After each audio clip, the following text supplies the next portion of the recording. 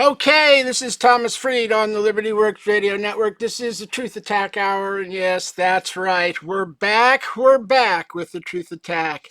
And I've got a nuclear bomb for you tonight, folks. The income tax is over.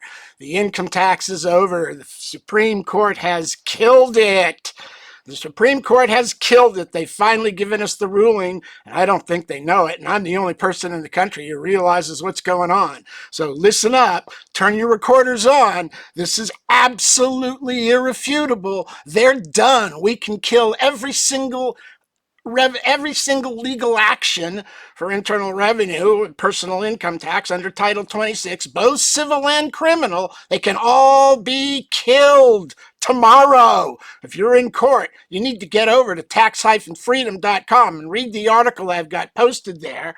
It's under the heading, SCOTUS just killed the income tax and its enforcement in the courts. So we're going to get into that in just a moment, but first here, let's go through the preliminaries. We are the Liberty Works Radio Network, and we do need the support of the members of the listening audience to keep the network operating and the broadcasts coming. So if you enjoy the shows, the information, and you'll definitely enjoy tonight's information, you need to find your way over to the Liberty Works RadioNetwork.com website. Get signed up as a monthly subscribing member, even if it's as little as $10, $20 a month. We need your support to keep the network operating, and every membership helps. And if you want to get fully informed, you need to get over to tax-freedom.com and start reading, because like I said, this blows the IRS, the DOJ, out of the water. It exposes the fraud that's been perpetrated against the American people for over 65 years now by both of those organizations, the IRS and the DOJ, and the seditionist judges of the federal district court and circuit courts who have betrayed the American people and have been lying to you for 65 years. And now we have the proof from the Supreme Court itself.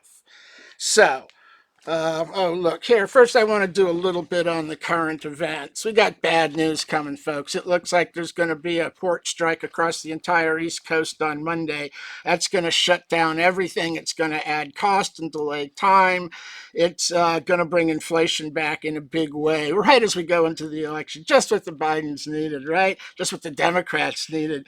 And, of course, Joe Biden is too senile to intervene. And Kamala Harris is too busy running around the country lying to people, pandering. She's too busy to do anything. She's too busy to talk to the press or take questions. All she wants to do is run platitudes with attitudes. Oh my God, they're in trouble, because here it comes.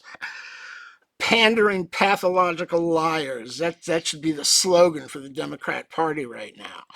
And they are lying. She's trying to make a big deal about the single voter issue of abortion. If you elect me, we'll codify Roe. Are you insane? This woman is an idiot. The woman is an absolute idiot. You can't codify Roe. And the Republicans can't ban it federally in all 50 states. The Dobbs decision says there's no constitutional authority at all for a federal opinion or any federal law. It wouldn't matter if all 535 members of Congress voted for it. The Supreme Court would strike it down. And of course, you'd never get 60 senators to vote for it. It's a 50-50 split, and it looks like the Republicans may take the Senate. But even if the Democrats were to win the election, unimaginably so, they wouldn't win 60 seats. You could never pass something like codify Roe. It's completely unconstitutional. The Supreme Court would shoot it down. How is it possible that an attorney who was the Attorney General of California doesn't understand that the Dobbs decision means you can't codify abortion law in federal code? There's no constitutional authority for it. She is either the stupidest attorney on the planet, or she's a pathological liar and knows she's lying to the American people about what she'll do if elected. She's just saying what she thinks will get her elected. Absolutely mind-boggling. Okay, so let's do it. The Supreme Court has given us what we need. The Donald Trump tax law, as I said, came into existence in 2018 under a constitutional authority statement that said the constitutional authority for the income tax is Article 1, Section 8, Clause 1. And while that's not law itself, it's clear evidence that the intent of Congress was to reenact the federal income tax under the Article 1, Section 8, Clause 1, indirect taxing authorities of impost, duty, and excise. Now, why is that important? Because for the last 65 years, and in every single frivolous position document the IRS has, they have been reciting that the 16th Amendment authorized a direct, not apportioned tax on income on all persons. So they've been enforcing and assessing and arguing in court, and the courts have been ruling that the fundamental constitutional authority for the income tax is a new power created under the 16th Amendment to tax directly and without apportionment or any other limitation, to tax income. That's what they've been arguing, that the 16th Amendment authorizes a non-apportioned direct tax. And any argument to the contrary has been deemed frivolous, and people who made a different argument challenged the authority under the 16th Amendment to enforce a direct tax without limitation were fined up to $25,000 by the courts, both district and circuit, on appeal for making frivolous arguments. Okay, so against that history of the courts accepting and punishing people for not accepting the claimed authority to tax directly and without limitation all income of every person under the 16th Amendment, we have the new Donald Trump income tax law, which is enacted by Congress under authority of Article 1, Section 8, Clause 1, not the 16th Amendment. So that would be indirect taxation, not direct taxation. So which one is it?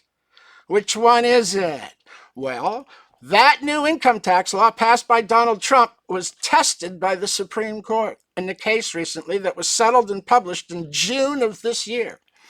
The case is Moore et al. v. United States. It's not codified in the Supreme Court recorder yet. It's 22-800. I have a copy of it on my website at taxfreedom.com, linked out of the article, which is on the main panel. Right at the top, SCOTUS just killed the income tax and its enforcement in the courts. So you can go click on it and read it yourself, which I'm going to do some reading from here in just a minute. I don't think we'll get through the whole thing, but you're going to understand what they've done. But first, let's talk about this case. What's going on here is the case tested the mandatory repatriation tax element of the Donald Trump tax law. You know, a lot of companies and people are making money in overseas investments, and as long as they don't bring the money home, repatriate it, it's not taxed. So you can earn the money overseas, keep it there, and not pay tax on it. And that's upset the Congress because they think they should be able to tax those gains. So part of the Donald Trump new tax law was a mandatory repatriation tax, which allowed the IRS or the government to tax unrealized gains in foreign countries. So the facts behind this case are an American citizen, his wife, owned shares in a company in India that had made a whole lot of money, income, profits, and hadn't distributed any of the money to the American shareholders. So the IRS somehow found out about the earnings. I don't know if it was part of their return without tax being paid or what, but the IRS sent them a notice of deficiency for some $14,000 and change in tax on the unrealized gains realized by the foreign company and accrued to the American shareholder as a function of their partial ownership of the foreign company. So they appealed the tax court decision into the Ninth Circuit. It got appealed. They paid the tax, some $14,000, and appealed it into the Supreme Court, and the Supreme Court took the case. And in the case, the Supreme Court ruled that because these were overseas holdings in a foreign company, the government could treat them like an S corp, or an LLC, where even though the company didn't pay tax on the earnings, the proportionate share of the earnings belonging to each American shareholder and the proportionate share of expenses had to be passed through to the return of the individual American shareholder. So, like an S corp, they had to pay tax on the foreign company's earnings. And the Supreme Court basically upheld the government's claim to be able to tax unrealized gains. And this upset a lot of people, and there were two justices that dissented because they said, basically, as I read it, hey, you're just making this up. The law doesn't treat them as S corps. You're just using that as a justification for taking the money. You have to have it in the statute there to be treated as S corps. You can't assume it after the fact in order to uphold the vague and arbitrary tax without a realized gain. That also doesn't make sense under the 16th Amendment. So Gorsuch and Thomas both dissented. There were two concurrences, one by Jackson alone and Barrett and Alito, and Kavanaugh wrote the opinion. But against this background of upholding the MRT element of the federal income tax, the Supreme Court had to do an analysis, or chose to do an analysis, of the income taxing powers. So I'm going to click on this. SCOTUS just killed the income tax, and start reading from the decision. Well, not right, but we'll do a little background. Okay, the article reads, SCOTUS has killed income tax enforcement. The IRS and the DOJ are now dead and finished in the federal courts. Because of the recent Moore decision by the Supreme Court, and there's a link to the Moore decision, you can click on to pull it up and read it yourself. I've highlighted the elements in the decision that I'm going to go through here in the article.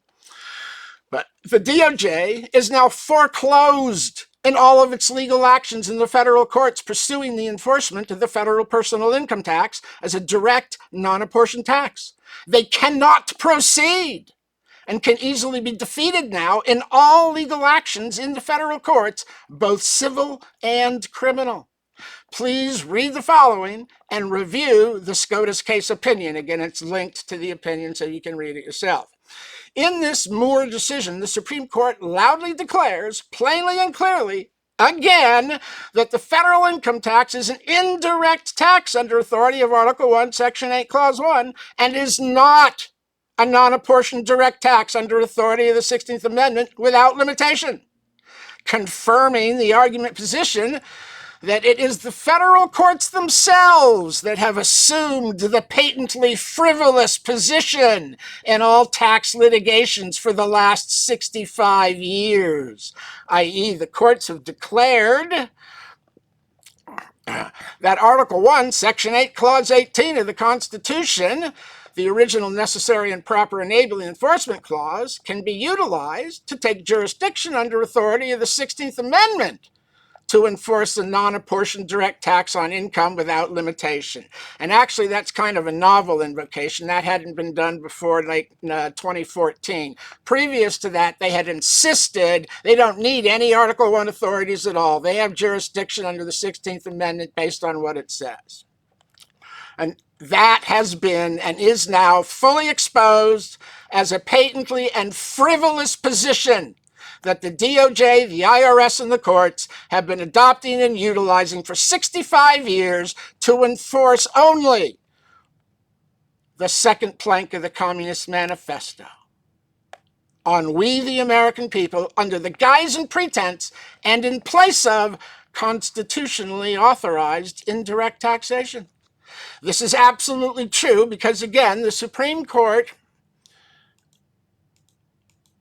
where to go? Because the Supreme Court has declared, again, that the federal income tax is an indirect tax under Article 1, Section 8, Clause 1, and is not a direct tax under authority of the 16th Amendment, as the IRS, the DOJ, and the lower federal courts and circuit courts have been telling defendants at trial for 65 years. It was all a lie.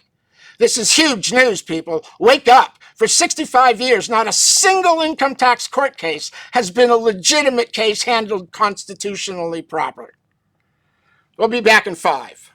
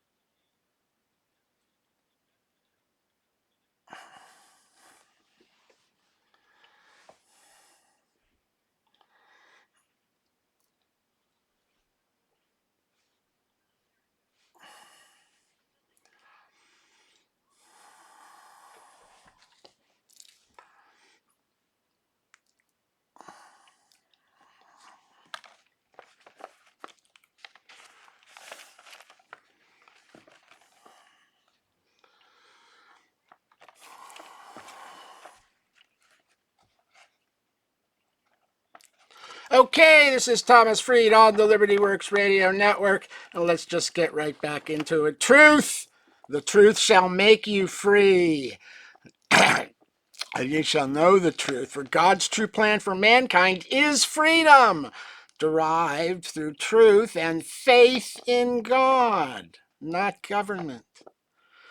So, our delivering the truth tonight, the income tax has positively been the absolute fraud that everyone has known it has been right from the beginning, or rather, since 1950 when they started enforcing it on your labor as a direct tax, instead of only collecting it from foreigners as an indirect impost as originally legislated in 1913, which has never been altered or expanded because there is no further income tax imposed by the 1945 laws.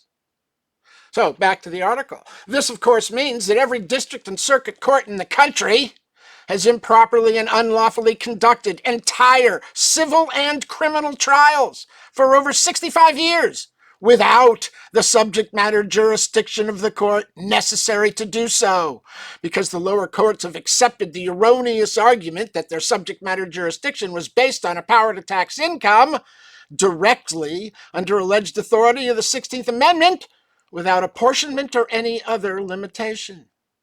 However, the recently decided Moore-SCOTUS decision factually proves that was never true nor correct, beyond the shadow of any doubt at all now. Those claims were false.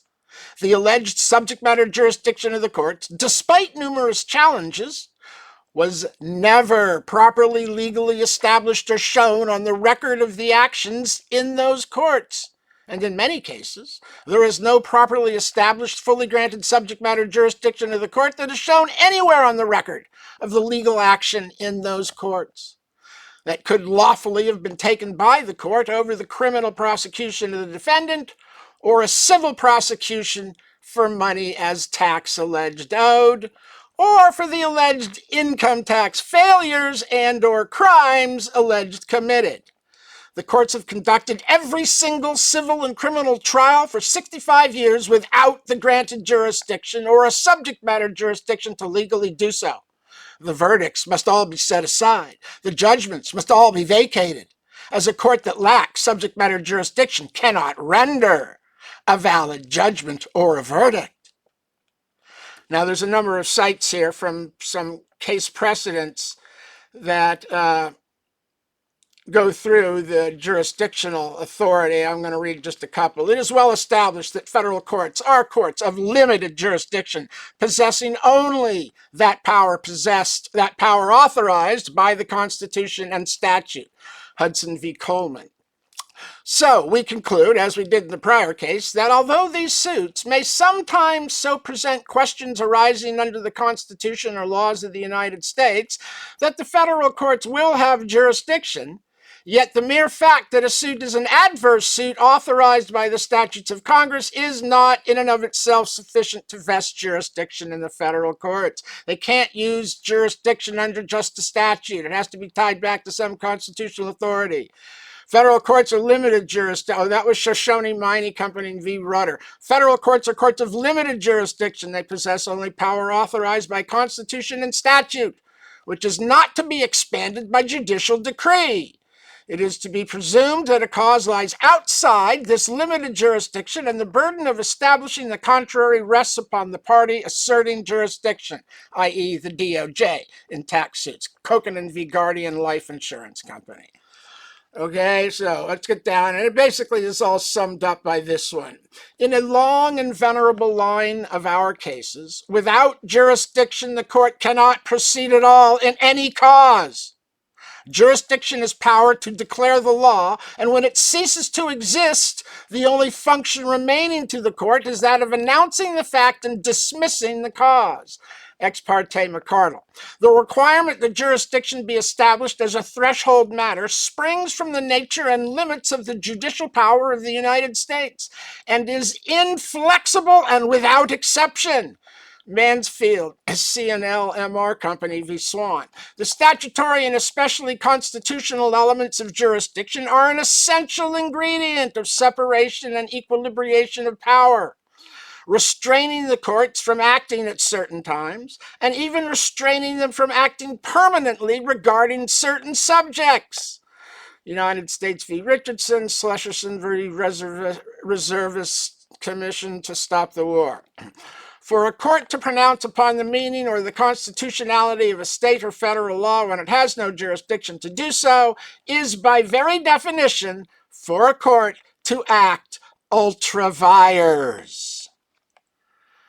So these courts have been acting ultra vires, seizing jurisdiction and adjudicating cases and claims they have no authority to do because there's no jurisdiction under the 16th Amendment. It's been a fraud. This is what they've been arguing. Let's go on. And now, in this Moore decision of the United States Supreme Court that was just decided in June of this year, 2024, SCOTUS plainly and clearly declares that it is fundamental constitutional law that income taxes are, foundationally speaking, indirect taxes under Article 1, Section 8, Clause 1, and always have been. And they explain that the federal personal income tax is not a non-apportioned direct tax under authority of the 16th Amendment. That is, without subjectivity to any constitutional limitation.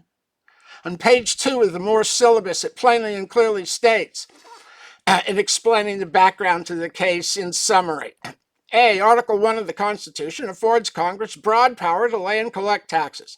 That power includes direct taxes, those imposed on persons or property, and indirect taxes, those imposed on activities or transactions. Direct taxes must be apportioned among the states according to each state's population, while indirect taxes are permitted without apportionment, but must be uniform throughout the United States. Section 8, Clause 1. Taxes on income are indirect taxes. You get that, people? Taxes on income are indirect taxes. Taxes on income are indirect taxes, not direct. And the 16th Amendment confirms that taxes on income need not be apportioned because indirect taxes only have to be uniformed, not apportioned. This is exactly what I've been telling you for 35 years. It's Article 1, Section 8. They're lying, they're deceiving, they're robbing, they're stealing. This has all been a fraud to impose the involuntary debt service that feeds the $36 trillion unconstitutionally borrowed from the Federal Reserve Bank, who never put a dime. Never put a dime in. They didn't have $36 trillion to lend the government. It's all a fraud. A fraud that will enslave the American people to the service of the debt if it's not terminated within the next 15 years. Now here's the opportunity to terminate it, people. The Supreme Court has given you what you need. It's an indirect tax. Oh, not good enough in the syllabus? Okay, let's go read the opinion. On pages 5 through 7, here they go. They're explaining the background for constitutional taxation. Article 1 of the Constitution affords Congress broad, quote, power to lay and collect taxes, duties, imposts, and excise, close quote, Article 1, Section 8, Clause 1. That power includes two great classes of taxes, direct taxes and indirect taxes, citing Brushaber v. Union Pacific Railroad Company, which is the decision I've been citing for 35 years, which is the decision the inferior circuit courts cited as declaring and deciding that it was a direct tax under the 16th Amendment. So the circuit courts reversed the true holding of Brushaber, and the Supreme Court has now restored it with the original decision. The circuit courts and the district courts can no longer use the fraud in court. It contradicts this Supreme Court decision. Want more? Generally speaking, direct taxes are those taxes imposed on persons or property. See National Federation of Independent Business v. Sebelius. That's the Obama healthcare case. As a practical matter, however, Congress has rarely enacted direct taxes because the Constitution requires that direct taxes be apportioned among the states. To be apportioned, direct taxes must be imposed in proportion to the census or enumeration. U.S. Constitution, Article 1, Section 9, Clause 4. See also Article 2, Clause 3, Section 2, Clause 3. The exact sections we've been citing for 31 years as the limitation on direct taxes have never been repealed or amended, and the Supreme Court confirms that. There is no unlimited direct tax. It doesn't exist. It never did. In other words, direct taxes must be apportioned amongst the states according to each state's population. The court goes on. So if Congress imposed a property tax on every American homeowner, the citizens of the state with 5% of the population would pay 5% of the total property tax, even if the value of their combined property added up to only 3% of the total value of homes in the United States. To pay 5%, the tax rate on the citizens of that state would need to be substantially higher than the tax rate in a neighboring state with the same population but more valuable homes. To state the obvious, that kind of complicated and politically unpalatable result has made direct taxes difficult to enact. Indeed, the parties have cited no apportioned direct taxes in the current Internal Revenue Code. And it appears that Congress has not enacted an apportioned tax since the Civil War. See 12 Stat 297, E. Jensen, The Taxing Power, a reference guide to the United States Constitution, 89, 2005.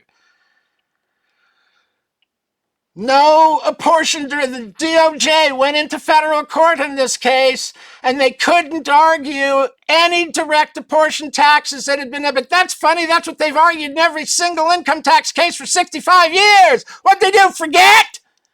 What'd they do, suddenly forget? Or did they not want the court to overturn directly their improper assertion?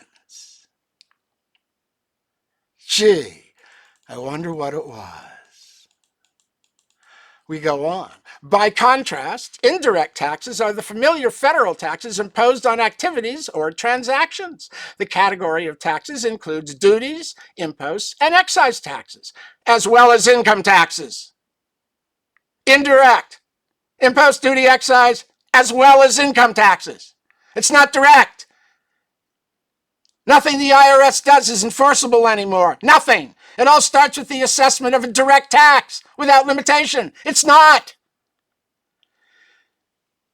That's the U.S. Constitution, Article 1, Section 8, Clause 1, Amendment 16. Oh, I see. They include the Amendment 16 as the authority here because that's how income taxes are placed in the power under the authority of Article 1.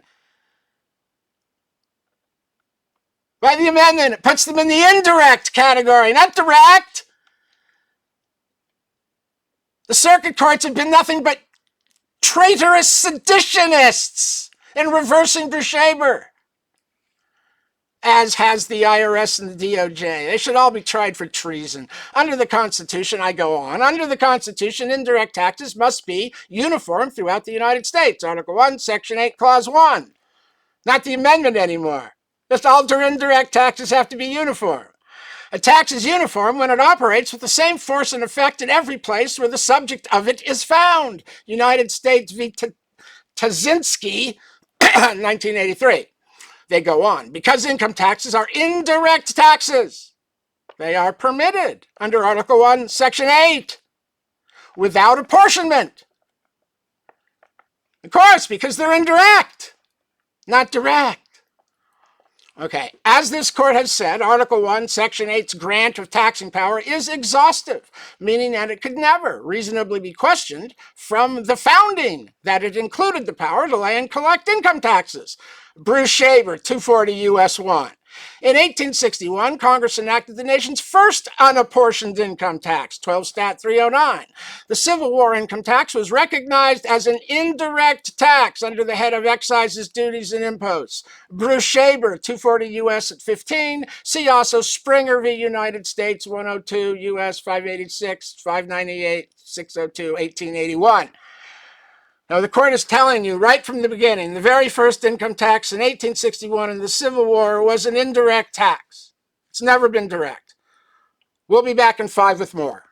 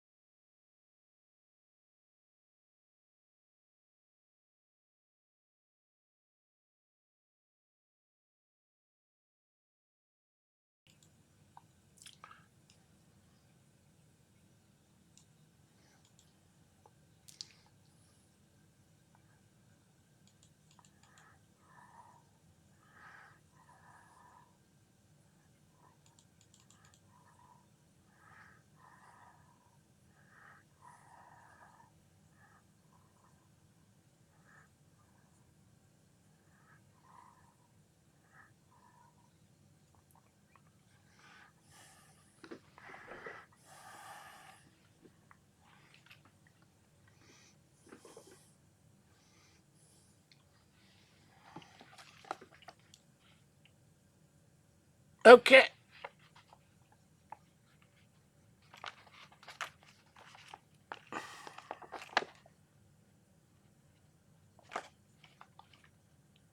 Okay, this is Thomas Freed on the Liberty Works Radio Network, and let's just get right back into this because it's clear I'm not going to have time to finish this, but you get the point. I'm going to continue reading from the opinion of the Supreme Court in Moore et al. V. The United States, where they redeclare that the constitutional authority for the federal income tax is Article 1, Section 8, Clause 1, which we knew all along. The problem, of course, is that the IRS and the DOJ and the lower courts have been enforcing a non-apportioned direct tax under authority of the 16th Amendment, which is a totally fraudulent process. Every single person impacted by this negatively through legal actions in the courts for either civil claims or criminal claims has a class action suit against these bastards, these Orwellian pigs, these communists. Let's get back to the opinion. In 1895, however, in Pollock v. Farmers Loan and Trust Company, this court held that a tax on income from property equated to a tax on the property itself, and thus was a direct tax that had to be apportioned among the states. That's 158 U.S. 601. The Pollock decision sparked significant confusion and controversy throughout the United States. Congress and the states responded to Pollock by approving a new constitutional amendment. Ratified in 1913, the 16th Amendment rejected Pollock's conflation of income from property and the property itself. The amendment provides the Congress shall have power to lay and collect taxes on incomes from whatever source derived, without apportionment among the several states, and without regard to any census or enumeration. U.S. Constitution, Amendment 16. Therefore, the 16th Amendment expressly confirmed what had been the understanding of the Constitution before Pollock. Taxes on income, including taxes on income for property, are indirect taxes that need not be apportioned. Citing Bruchaber 240 U.S. at 1518, just like I told you, for 45 years. On the internet for 35. Meanwhile, property taxes remain direct taxes that must be apportioned. See Helverine v. Independent Life Insurance Company, 292 U.S. 371, 1934, and Moore v. United States. So all of this is cited out of Moore v. United States, number 22800, just published June 2024. That's from pages 5 through 7 of that opinion, which again is linked inside this document, this article I've written, which is posted on tax-freedom.com. I urge everyone who hears this voice, everyone who's interested in tax, everyone who has a problem with the IRS, everyone who's in court with the DOJ, to get over to this website, start reading, and get in touch with me so that I can provide you with the documents to take the DOJ down and terminate this nonsense once and for all, and force Congress to act in passing a new constitutional system of taxation that removes the burden of the tax from the backs of labor and puts it back on the corporate subjects it was intended to tax in the beginning.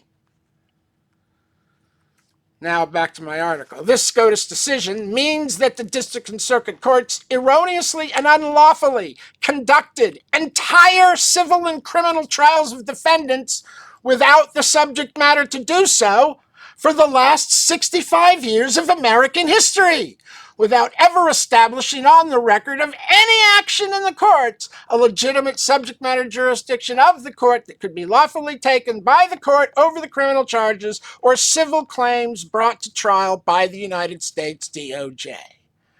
And there's a link to the opinion again. The lack of subject matter jurisdiction of the court to conduct the civic and criminal trials of defendants that it has unconstitutionally been conducting is now obvious and irrefutable under this Moore decision.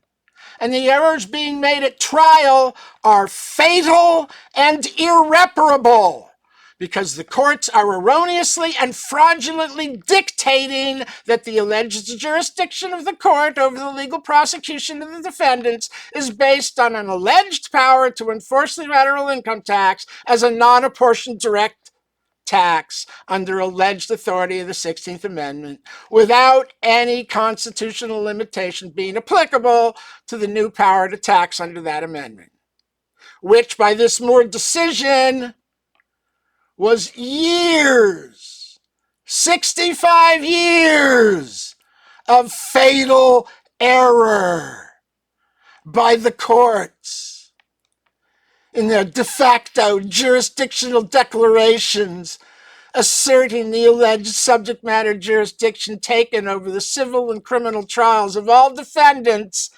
under statutes alone, without proper reference to any existing constitutional authority to tax in the manner pursued by the IRS in its operational practice of assessing the tax as a direct tax without limitation on all sources, without regard to subjectivity to any imposed duty or excise. There is absolutely no constitutional subject matter jurisdiction ever granted that can be taken over the civil and criminal trials of these defendants. There is no jurisdiction granted to enforce the federal personal income tax as a non-apportioned direct tax under alleged authority of the 16th Amendment, rather than as a uniform indirect tax under authority of Article 1, Section 8, Clauses 1 and 18, just like I've been telling you for 35 years. Under this new Moore decision from SCOTUS, the alleged subject matter jurisdiction, erroneously asserted by the federal courts for 65 years, does not constitutionally exist and never has existed. Never has. That is fatal, irreversible, irreparable error committed by the IRS, the DOJ, and the federal courts literally over 100 million times across 65 years. The fraud and the crimes against the American people being perpetrated by our own government must end now. Wake up! Wake up! Wake up, America! You have been victimized, robbed, and enslaved by your own so-called courts of law. More like courts of communism and compliance, if you ask me. It's been a seditious conspiracy to enforce socialism, to fund the socialist democracy the Democratic Party has been trying to erect since the early 1960s. It's all crime. The courts are guilty of crime against you.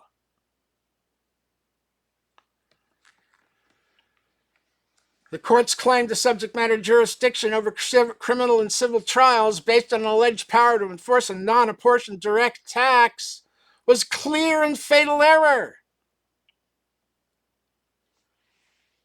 It's not direct, it's indirect. It's never been direct. The federal income tax is an indirect tax, and it is not a non-apportioned direct tax, as erroneously asserted in the IRS frivolous position documents that have been used to fine Americans with the correct argument millions of dollars for making an allegedly frivolous, but it turns out correct, argument. 65 years of stealing, lying, sedition, and treason by the judges, America, by the judges. Here is the IRS DOJ frivolous position argument number 6, verbatim from that frivolous document. 6, contention. The 16th Amendment does not authorize a direct, non-apportioned federal income tax on United States citizens. Damn right it doesn't, but that's been deemed a frivolous argument. Some assert that the 16th Amendment does not authorize a direct, non-apportioned income tax, and thus U.S. citizens and residents are not subject to federal income tax laws, especially not on their labor. The law. The constitutionality of the 16th Amendment has invariably been upheld when challenged. Oh, imagine that. They upheld the fact that the 16th Amendment is actually in the Constitution. Wow, there's a ruling you can go to the bank on. And numerous courts have both implicitly and explicitly recognized that the 16th Amendment authorizes a non-apportioned direct income tax on United States citizens. Yeah, the lower socialist courts in rebellion against the Supreme Court's original holding, who reversed the holding and got away with it. Because the legal industry is just as pathetic and guilty as the judges. What the hell is wrong with the attorneys in this country? Subject matter jurisdiction, subject matter jurisdiction, subject matter jurisdiction, day one, class one, year one, freshman year at law school, subject matter jurisdiction. 65 years. Oh, okay. Yeah, we don't need to test it. We don't have to question it. They can do this. They've done it since World War II.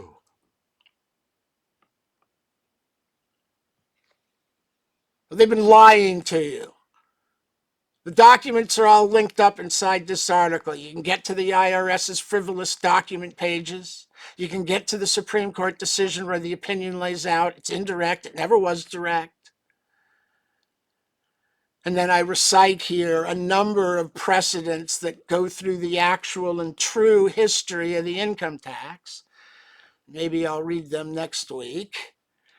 And then a little more about, again, the importance of jurisdiction and what happens to decisions rendered by a court that doesn't have jurisdiction. A void judgment is one that has been procured by extrinsic or collateral fraud or entered by a court that did not have jurisdiction over the subject matter or the parties. Rook v. Rook. No jurisdiction if you didn't have subject matter. It's a void judgment. Never had legal power behind it. So again, I show the constitutional authority statement for the new law, the Trump tax law, point out that it says it's indirect, Article 1, Section 8, Clause 1. The Supreme Court says it's indirect, Article 1, Section 8, Clause 1. It never was anything else. So this Supreme Court's decision and more exposes the fact the United States IRS's assessment of the tax as a non-apportioned direct tax under alleged authority of the 16th Amendment to tax directly and without applicable limitation was and is unconstitutional. Totally unsustainable in any court of law. The United States DOJ's enforcement of the tax in any criminal trial as a direct tax under alleged authority of the 16th Amendment was and is unconstitutional. The United States DOJ enforcement of the tax in any criminal trial as a direct tax without any applicable limitation was and is unconstitutional. The United States DOJ's enforcement of the tax in any civil trial of any defendant across the last 65 years as a direct tax without any applicable limitation was and is unconstitutional. A district court's criminal conviction of a defendant for allegedly not complying with direct income tax laws that do not exist under Article 1, Section 8, in order to allegedly permit the direct taxation of the defendant's quote-unquote income under alleged authority of the 16th Amendment without applicable limitation, was and is unconstitutional. Now, we can beat all of these people. Get over to taxfreedom.com. Tell people to read the information. Tell people you know who are in court or are hearing from the IRS to contact me. Go to irszoom.com. Get informed. Get educated. Take back America. The Supreme Court has given us the key to be able to do it. They've given us back the original holding. It's indirect, not direct. Every single legal action that the IRS and DOJ are pursuing in the court today have to cease immediately. Because the foundation has been based by the IRS and the DOJ on this non-existent power. The tax is over! I'll be back next week with more. In the meantime, get over to taxfreedom.com and start talking. All we need is a conscious awareness to blow this out of the water. This is Thomas Freed on the Liberty Works Radio Network. I'll be back next week with more. Oh, yeah.